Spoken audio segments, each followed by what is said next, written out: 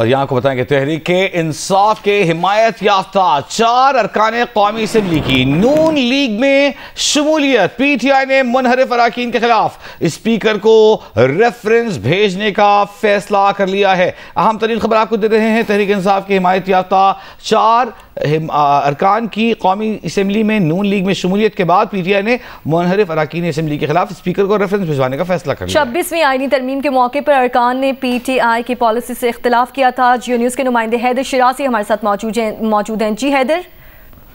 जी, तहरीक-ए-इंसाफ के हमायत याफ्ता 4 अरकान कौमी असम्बली ने नून लीग में शमूलियत इख्तियार की है, जिसके बाद तहरीक-ए-इंसाफ ने मुनहरिफ अरकान असम्बली के खिलाफ स्पीकर को रेफरेंस भेजने का फैसला किया है। और 26वीं आईनी तरमीम के मौका पर इन अरकान ने PTI की पॉलिसी के खिलाफ से इख्तलाफ किया था और उसके खिलाफ वोट दिया था। इन अरकान में चौधरी उस्मान अली, मुबारक ज़ेब, औरंगजेब खिची और जहूर कुरैशी शामिल हैं। पार्टी ज़राए का कहना है कि मुबारक ज़ेब आज़ाद हैसियत में इलेक्शन लड़े थे, जबकि वो PTI में शामिल होना चाहते थे, लेकिन PTI ने ही उन्हें अपनी पार्टी में शामिल नहीं किया। इसके अलावा 3 जो दीगर अरकान हैं वो आज़ाद हैसियत में इलेक्शन लड़े थे, लेकिन अब सुप्रीम कोर्ट के मखसूस नशिस्तों के फैसले के बाद अब उन्होंने नून लीग में शमूलियत इख्तियार की है। इस सिलसिले में एक कमेटी बनी थी जो 26वीं आईनी तरमीम में वोट के खिलाफ सिफारिशात मुरतब करने का अमल जिसने किया था, उसने सिफारिशात मुरतब की, जिसमें कहा गया है कि इनके खिलाफ नाअहली का रेफरेंस स्पीकर को और इलेक्शन कमीशन को भिजवाया जाए। असद कैसर की जानिब से बताया गया है कि इन अफराद ने कुरान पाक पर हलफ उठाया था और PTI से वफादारी का अहद किया था और इस अहद की खिलाफवर्जी की। जल्द रेफरेंस स्पीकर को भेजा जाएगा। जी, बहुत शुक्रिया हैदर शिराजी। मुस्लिम लीग नून के रहनुमा सेनेटर इरफान सिद्दीकी ने कहा कि कोई ऐसा हरबा नहीं करेंगे जिससे खैबर पख्तूनख्वा किसी बहरान में चला जाए। गाव ने खैबर पख्तूनख्वा के वज़ीर आज़म के साथ मुलाकात को साजिश से इबारत करना दुरुस्त नहीं। जियो न्यूज़ के प्रोग्राम जियो पाकिस्तान में गुफ्तगू करते हुए इरफान सिद्दीकी ने कहा कि अदम एतमाद एक आइनी और कानूनी चीज़ है। फिलहाल ऐसी कोई तजवीज़ किसी आला सतह पर ज़ेर बहस नहीं। जियो न्यूज़ के प्रोग्राम आज शाहज़ेब खानज़ादा के साथ में गुफ्तगू करते हुए वज़ीर आज़म के मुशीर राना सना ने कहा कि मौलाना फजलुर रहमान से खैबर पख्तूनख्वा हुकूमत गिराने के लिए हुकूमत ने कोई बात नहीं की। ऐसी कोई बात हुकूमत के ज़ेर गौर नहीं।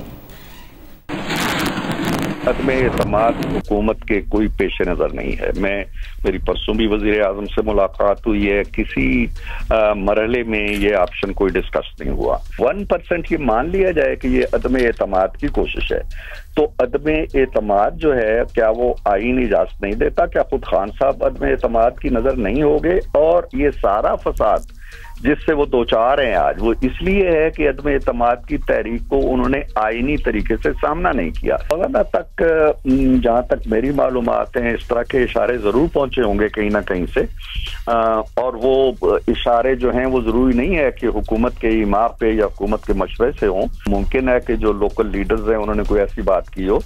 लिहाजा हम कोई ऐसा हरबा नहीं करेंगे कि सूबा जो ऑलरेडी दहशतगर्दी का शिकार है और मसाइल का शिकार है वो मजीद किसी बहरान में चला जाए। मौलाना से इस बारे में कतई किसी ने कोई बात नहीं की, और जब बात नहीं की तो फिर उन्होंने किस बात से मना करना था? PTI की हुकूमत को और इमरान खान की अमानत को जितने अच्छे तरीके से जो है वो अली अमीन गंडापुर साहब जो है वो संभाले हुए हैं, तो उनसे छुड़ाने की ज़रूरत क्या है? पिछले 1 महीने में वज़ीर आज़म पाकिस्तान इनको 3 मरतबा कहा कि हमें बैठना चाहिए, हमें जो है वो गुफ्तगू करनी चाहिए, जिससे ये मुसलसल उस वक्त भी इनकारी थे जब इनकी हुकूमत थी और हम अपोजिशन में थे, आज भी यही इनकारी हैं। अगर हमारी औकात नहीं है या हमारी कोई ताकत नहीं है तो फिर जो है वो फिर इसी मौके पर रहें और ये करें बात, अगर ये बात इनकी हो सकती है। मुज़ाकरात जब भी होने हैं वो पॉलिटिकल गवर्नमेंट से होने हैं।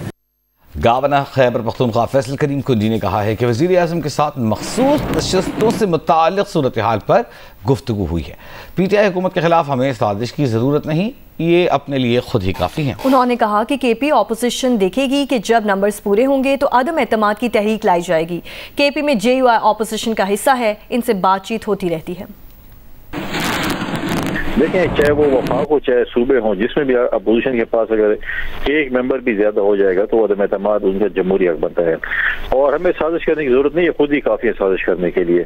बजट में इन्होंने कहा कि जब तक मैं कैदी नंबर 400 से नहीं मिलूंगा उस तक मैं बजट पास नहीं करूंगा, और फिर कहते हैं मेरे खिलाफ साजिश हो रही है। भाई अगर आप 30 जून तक बजट पास न कराते तो फाइनेंशियल इमरजेंसी लग जाती, जिसमें तो अगर आपने पास कर दिया तो कोई चीज भी नहीं है। तो मसला ये है कि आपको जो है जब आप विकेट के दोनों तरफ खेलते हैं और आप जब चीजें हैं हर जगह वादे वहीद करके आते हैं तो फिर ये चीजें होती हैं।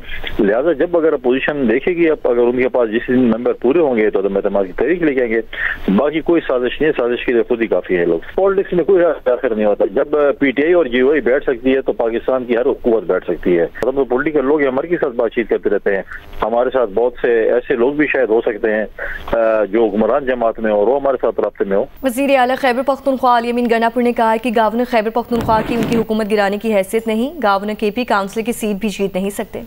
गुज़िश्ता रोज़ अली अमीन गंडापुर ने वफाकी हुकूमत को चैलेंज करते हुए कहा था कि वो खैबर पख्तूनख्वा में उनकी हुकूमत गिरा कर दिखाए, उनकी हुकूमत साजिश से ही गिराई जा सकती है।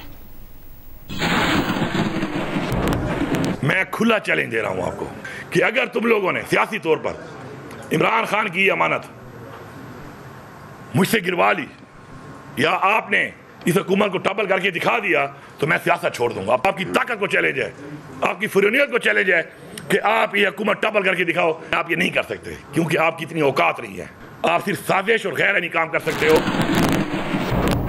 पीटीआई के रहनुमा असद कैसर ने कहा है कि ये जितना करना चाहते हैं, जिस तरह करना चाहते हैं करें, इंशाल्लाह इनको मुंह की खानी पड़ेगी। खैबर पख्तूनख्वा में वोट सिर्फ और सिर्फ बानी पीटीआई का है, कोई केपी में एडवेंचर करना चाहे तो उसको मुंह की खानी पड़ेगी। असद कैसर ने कहा कि हमें कोई परेशानी नहीं है, हम हालात का मुकाबला करेंगे। ये जितना करना चाहते, जिसे करना चाहते, जो इसका बस करे इंशाअल्लाह ताला इनको मुंह की खानी पड़ेगी। खैबर पख्तूनख्वा में वोट सिर्फ और सिर्फ इमरान खान का है, लोग सिर्फ और सिर्फ इमरान खान के साथ है, न एमपीए के साथ है न कोई एमएनए के साथ है।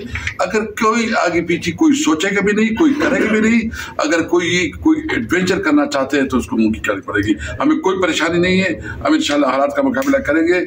अगर हुकूमत कोई ऐसे सोच रही है तो बिस्मिल्लाह करे, जो करना चाहते हैं। ANP के मरकजी सदर एमल वली खान ने कहा है कि ANP हॉर्स ट्रेडिंग के हमेशा मुखालिफत करेगी। मखसूस नशिस्तों का फैसला अवामी मैंडेट की नफी है, गैर शफाफ फैसलों से पार्लिमान को कमजोर किया जा रहा है, जमहूरी निज़ाम को शऊरी तौर पर नुकसान पहुँचाया जा रहा है। एमल वली खान का कहना था कि वज़ीर आला के बयानात कारकर्दगी से तवज्जो हटाने की कोशिश है।